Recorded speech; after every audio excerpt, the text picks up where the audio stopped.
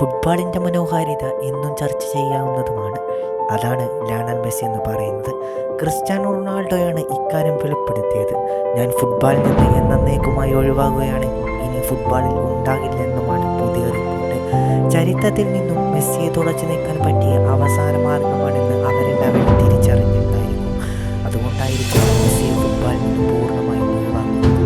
ഇതൊരു ചരിത്ര സംഘമാണെങ്കിലും പിന്നീട് ലോകം ഇതിനെ വാഴ്ത്തപ്പെടും എന്നുള്ള കാര്യം